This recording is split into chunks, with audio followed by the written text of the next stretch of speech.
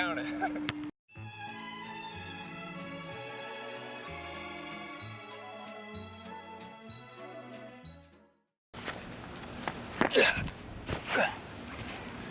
Hello.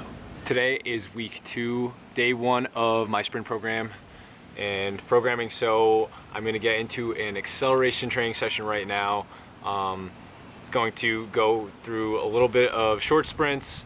Going to do the squatty run again, and I'm going to finish with med ball toss and low rim dunk session. So happy I get to show you guys that today. I just got to move a couple cars around in the driveway, and I think I should be good. But before I get started, thank you for watching this vlog. Thank you for tuning in, supporting me, and I hope you enjoy this one. So let's do it. Alright, so welcome to the voiceover portion of this video, and starting off like I do every week with my acceleration training session. I had a very interesting time today because, as you'll see, I had a little hip flexor, adductor type of tweak going on. It was just like a lot of soreness and a lot of like irritability. But start off with my build-up sprints. I start 50, 60, 70, 80, 90%. So I just climb the ladder, building up to more of a top speed. And then getting into my falling starts, it was 8 reps on the day. Really wanted to show you guys a bunch of different angles, just show you how I'm progressing with the falling start and just understanding how my body needs to lean and the angles I need to create in order to accelerate more efficiently. So after the falling starts, I got into the squatty run, and this is where it really started to hurt my hip flexor. I wasn't really doing these at 100%. I was kind of going as fast as I thought I could go. Yeah, as you see me do all the stretches in between sets. That's also a good thing to do, in my opinion, is when you have time, like I did, I was resting 90 seconds to 2 minutes between these sets. It's a good idea to stretch and like do a little bit of mobility and kind of work on some shapes that you would really improve your range of motion, in my opinion, if you can. I don't see that as a thing that could be detrimental to your training. Then moved on to the overhead med ball toss and did 16 reps of that. All right, getting in a little dunk sesh. Gonna see what I could do on the low rim and then play a little step up. Probably won't go above 9 feet, but I like messing around in the low rim. It's a good way to learn how to dunk, especially of different takeoffs and, you know, obviously windmills and E-space and stuff. So just kind of got to go for you know, a little bit of an innovative approach to kind of in a free-flowing state, which is what I like about it. So I finally got to show you guys the low rim dunk session. This hoop is been through it all. It's been through Hurricane Sandy. It's been through 5 kids now playing basketball, growing up playing basketball throughout their lives. So it's a little bit rickety. The rim is bent down. You could see that I do a lot of messing around, and in my opinion, I think that's good. And then this is something that I want to talk about in a different video. Maybe I'll make it its own video, but I want to talk about the flow state. Like, that's what sessions like this kind of really, in my opinion, sessions like this really channel something different from athletes.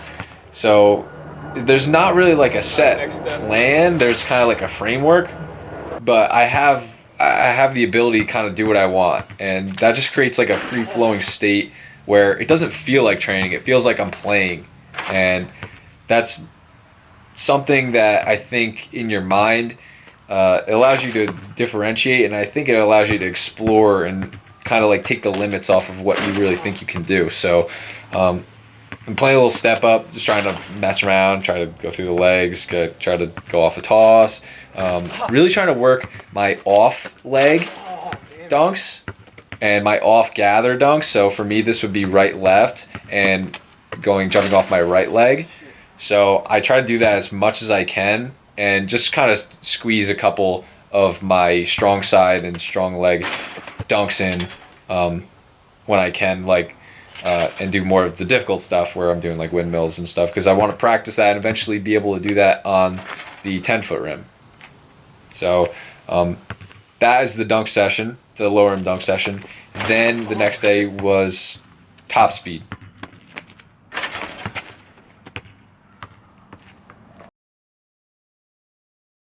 Alright, so today's Tuesday. I just took the whole weekend off, and I want to give my hip flexor a little bit of a break because my last training session actually felt a little weird.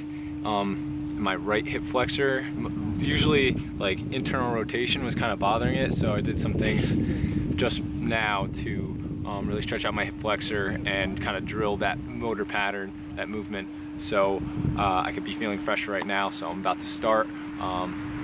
Gonna give a few dunk attempts and then going to go down to the field and do top speed. So started off this one. I was really not expecting a whole lot of this day because of how my hip flexor was. Like I said, I took some extra days off. I got this. I just gotta do it. That's ridiculous. I felt like I just jumped higher than I ever had before. So I think I got this today. And after my first few jumps, I was like pretty confident that I could dunk. I was getting very, very close and had rimmed out just a couple times. So this was particularly turned out to be a pretty good day for me. Probably the highest I've ever jumped, to be honest. And there you go. I count it. There you have it, the first dunk. As ridiculous as that was, I'm counting that. Alright, so first official dunk back. This is week 2, really 2.5. I took some extra time off, so my hip flexor would be recovered for this dunk session. So I'm happy. I'm gonna try maybe a couple more off 2 feet, and then I'm gonna go down and finish on top speed. So I take this for one. I totally had 4 of these, and they just for some reason either didn't go in the rim or I either lost it or something. So happy with that. At least I probably expected to do this around week 6, maybe, depending. I don't know. I had no idea coming in because I just came off of mono. So that's confidence going forward. I'm really happy about this. Regardless of what you think about that dunk, I mean, call it a dunk if you want, but now that was more like it. That one was legit.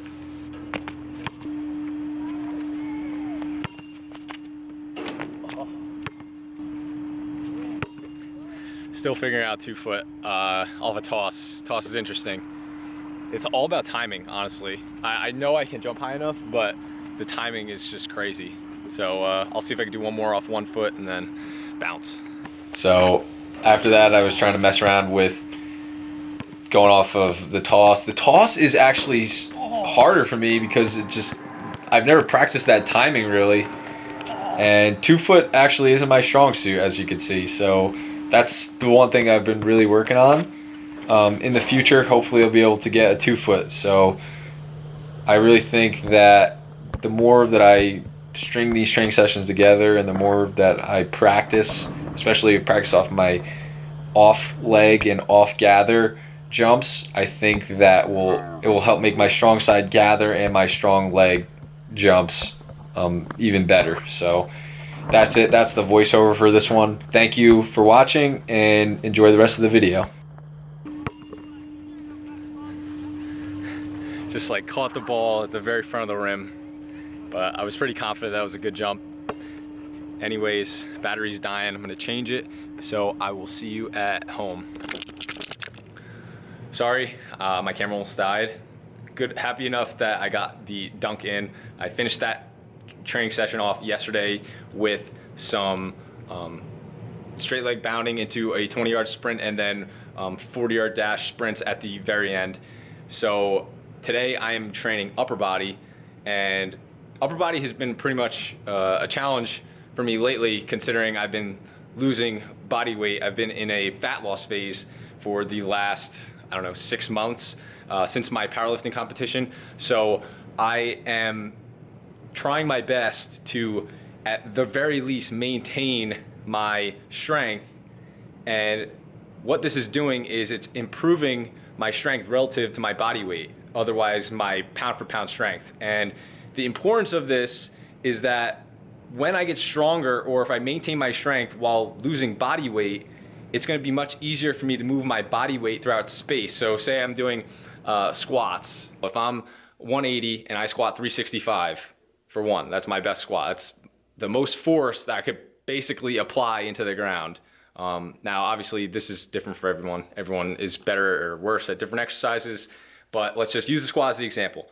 If I could apply that much force into the ground at 180, and I could also say I maintain that and go all the way down to 160, it's gonna make it so much easier for my body to get propelled throughout space the moment I push into the ground when I take off on the start of a sprint, or when I take off, when I hit the ground, when I finish my penultimate on the way up to go to a dunk. That's just kind of like the basis of it, and that's kind of the bare bones of what you need to understand in order to improve your speed and your vertical through training in the gym. The other stuff, the other side, that's the plyometric form, technique, and the like mobility side. So besides all that, I'm about to start benching. Gonna do 180 for some fours, and then finish my upper body training session. So here it goes.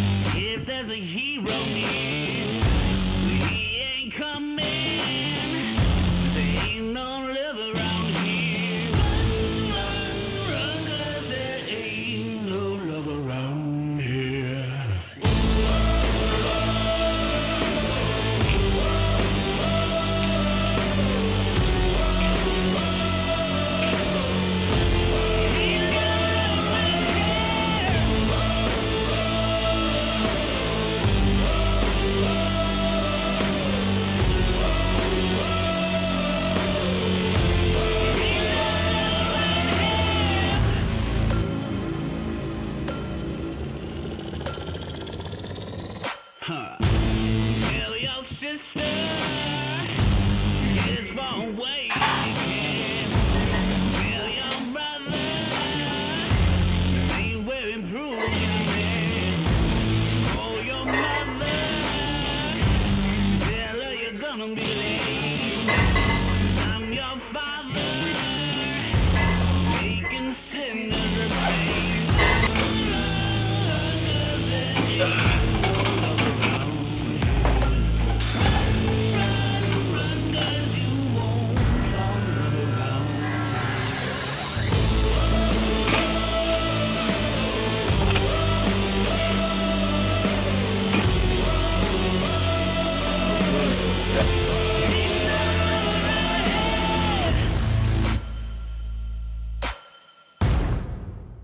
All right, so finished my leg session.